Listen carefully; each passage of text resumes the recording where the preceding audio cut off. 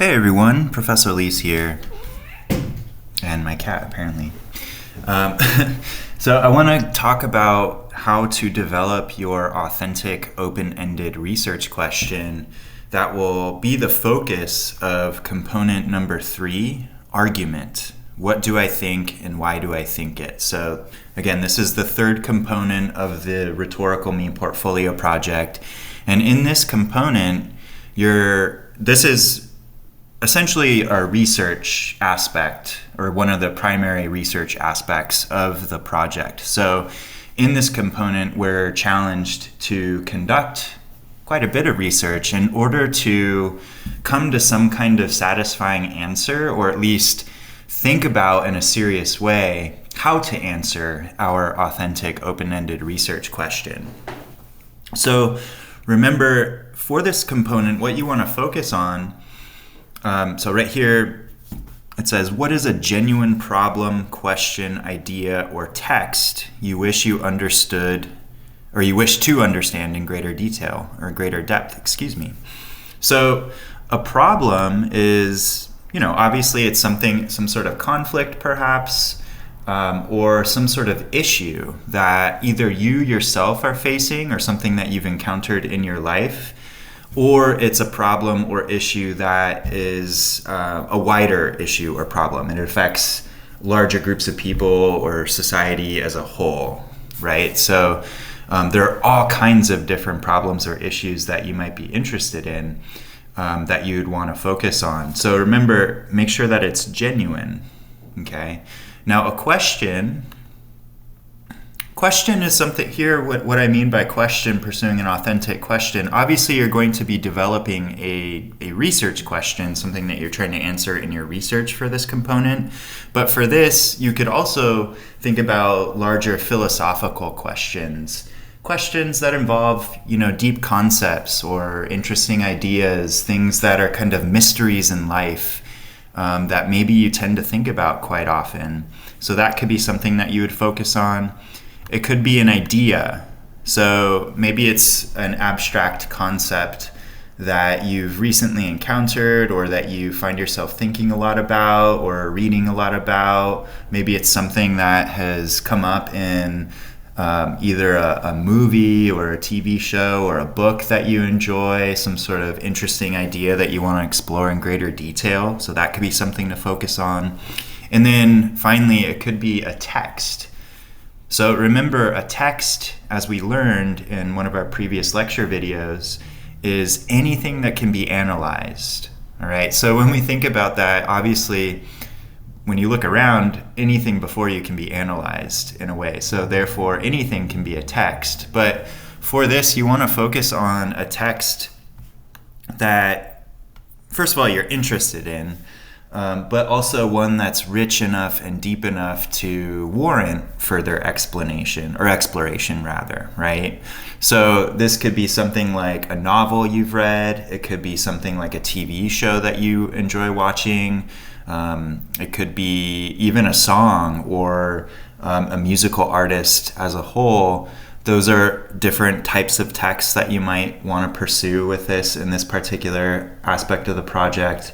But there's all kinds of possibilities there, right? So how we set about doing this, like I said, we want to generate an authentic, open-ended research question. So I'm going to go over how to do that. So this is a page in our module, and if you're watching this video, then you've already found this page because the video is included in this page. So, or it will be once I finish recording this. Wow, how meta, how trippy. So let me go ahead and read this, and then we'll talk about how to develop these questions. For component 3, argument, of the Rhetorical Me Portfolio project, it's imperative that you generate a research question that you genuinely care about. Do not settle on a research question because you think it will be, quote, easy to research and write about. This will have the opposite effect, in fact. Instead, think about what you care about in the world. What are you curious about, concerned or worried over, interested in? Your research question should be something you would want to research even if you are not working on this project. So this is really important. It's imperative that you develop a question that is genuine to you, you actually care about. And if you weren't working on this project, it's still a question that you think about, that you're curious about, that you would want to research and learn more about. Okay, so that's imperative.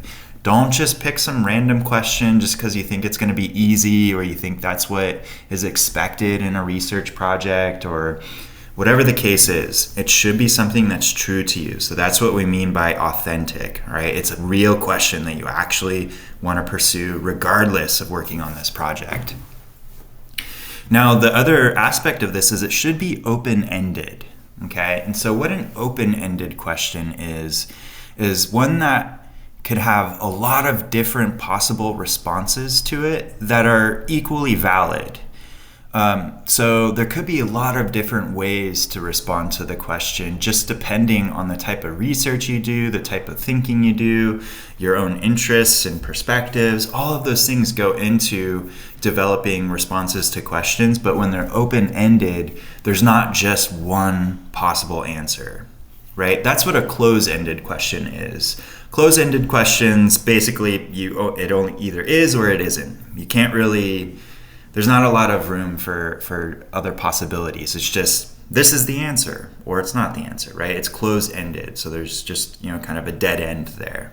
So we want to have questions that can invite a lot of possible responses to it, okay? So that's why it should be open-ended. So I've developed some parameters here for you to follow in developing your question. Okay, so these are things that your question should either do or not do in order for it to be effective in this project. So first of all, it should begin, or it will likely begin, with either how or why. Okay, so how or why questions invite a lot of possible responses. There's not just one specific answer to it, right? So if you develop a question that begins with another type of word, then you're probably not on the right track with this question. So make sure first and foremost that the question begins with how or why. In some instances, it can begin with what, but try to aim for how or why. So the second parameter here is it should not be a yes or no question. It should not be a true or false question, and it should not only be an informational question. Okay, so yes or no questions, that's close-ended, right? Yes or no, that's just the response. There's nothing else you could do with it, right?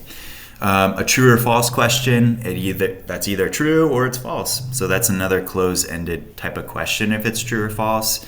And then if it's only informational, that also is a close-ended question in a way. So some examples of that are of a purely informational question is something like, what are the steps to becoming an athletic trainer? Or what are the causes of cancer? So those questions, you could just Google them, and basically all the information you'd find is going to be generally the same. It's going to be very similar. There's not going to be a lot of variation in that. It's like, okay, well, these are the steps to becoming an athletic trainer. Okay, no mystery there. Okay, this is what causes cancer. All right, no mystery there. Oh, okay, that's how you brew coffee. Okay, no mystery there. Right? Those are informational questions. We want to try to avoid those types of questions, right? Again, those are kind of close-ended because they don't invite a lot of possible responses. That's just how you do it, or that's not how you do it. So that's the second parameter. The third parameter is that the question should not be a crystal ball, predict the future type of question, right? So, we shouldn't have a question that's asking the crystal ball, what's going to be the future outcome of this? How can I predict the future of what this is going to be, right? There's no possible way for humans, at least right now in 2024, to be able to predict the future like that, right? So those types of questions are not going to be very helpful. So some examples of those kinds of predict the future type questions are, will blank be worth it? When will I achieve X? Will I regret doing X? Right? You don't know that until those things happen, or, until you get to 20 years in the future to know, okay, that didn't work out. Okay, I guess I do regret making that choice, or, oh, actually that was a good choice, right? We don't know those types of things right now. And so that's what we want to think about. Our question should not be a predict the future type question. It should be a question that involves the present. What can we think about now, and how is it going to affect the present in that sense, right? We're not asking some kind of oracle or crystal ball or some sort of, fortune teller. Will I be happy by going to college? You won't know until you go and finish it, right? So that's the third parameter. We want to avoid those types of questions. The fourth parameter here is that you shouldn't already know the response to your question, or you shouldn't already have a good answer or satisfying answer to your question. Otherwise, what's the point of doing more research on it? If you already have a pretty good idea of how to respond to the question, then there's not much sense in doing more research on it, right? So it should be a question that you are really curious about, and maybe you've thought a lot about, but you still don't have that satisfying response to it, or you still haven't thought seriously about the question, that's yielded satisfying results. So that's what we're trying to set out to do with this portion of the project, is try to learn how to respond to that question in a satisfying way, to actually think about it in a more serious way. So don't choose a question or develop a question that you already have a good response to, because otherwise it's not worthwhile for this, okay? The next parameter here, and actually the final two are very much closely related parameters. So it shouldn't be a question that's exclusively or only about your own experiences, memories, or thoughts. Okay, so the question shouldn't only concern you. Now, it can start from you. Obviously, our interests in the questions that we develop come from our experiences. They come from our thoughts. They come from us, right? But it shouldn't only be about us. It should extend itself outside your own head, and that's that final parameter here, okay? So it should be a question that also applies to other people, right? So it should not just be about your own internal reality. You should look beyond your own self, look outward. So think about a question that also concerns other people or society more generally, or your community more generally, or whatever it is, but it should not only be about you, okay? Again, it can start from your own experiences. Think about your own experiences, but look outward from there, okay? So these are the parameters that we want to try to follow when developing our question, okay? These parameters will help you develop a more effective, open-ended, authentic research question that will actually, be worthwhile. It'll be worth exploring in greater detail. So I have some example questions here. So these questions all meet these parameters in some way. So this first one, how can we live more slowly in such a fast-paced world? Right? So this question involves, just the speed of information, the speed of life, the speed of society, so fast, so fast, so fast. But how can we live in a way that's a little bit more in accord with our human nature, to live more slowly in such a fast-paced world? That's not an easy question to respond to, and there can be all kinds of different ways to respond to that type of question. Another example question, how can a person live a meaningful life if they do not believe in God? Right? So this question isn't asking, is there a God? It's not like that type of question. It's more about, what can humans do if they don't believe in some sort of spiritual power or afterlife? How can they live a meaningful life here on earth if they don't really have that sort of spiritual framework or that religious framework? A lot of times people might think that, the only way to live a meaningful life is to have some sort of spiritual or religious framework. But there are all kinds of people who don't, and so how can those people live a meaningful life? So that question, again, doesn't have an easy answer. It's not a predict the future type of question. It applies to a lot of different people. It extends itself outward. So that's an example of a question of that. Why are American college students reporting high levels of stress, anxiety, and depression? So this is something, is this a question that concerns a problem or an issue that many young people, American college students, are facing, right? There's higher levels of stress, anxiety, and depression. And we might have, ideas of why that's the case, but not necessarily. And there could be all kinds of factors and all kinds of things to think about with that question. It doesn't have an easy answer. It's not asking to predict the future at all. It's open-ended, right? So that's another example type question. What is the best way to think about the concept of time? Whoa, that's a really interesting philosophical idea. What is time? What's the best way to think about the concept of time? I don't know. There's all kinds of responses to that type of question. It's open-ended. It's not a predict the future type question. Extends itself outward. And, there could be all kinds of possible ways to respond to it. How has One Piece influenced the genre of anime? So this is another example question. And this one is a question that is about a specific text. So there's the popular acclaimed anime show One Piece, right? And so this question is concerned with that specific text and its influence on the entire genre of anime.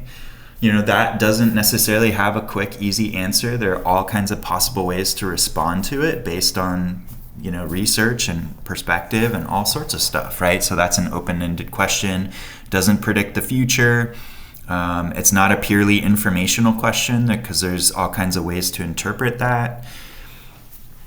In this final example question, how can everyday people address the issue of homelessness in Southern California? So this question, again, it's taking a serious issue that's concerning society, and it's focused more specifically with Southern California, and there's different ways to respond to it.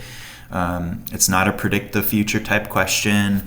So there's, a lot of possibilities with that, a lot of ways to approach that type of question. So these are all example questions. I want to make that clear. I'm not saying that you should pick these questions, all right? These are just the types of questions that meet these parameters.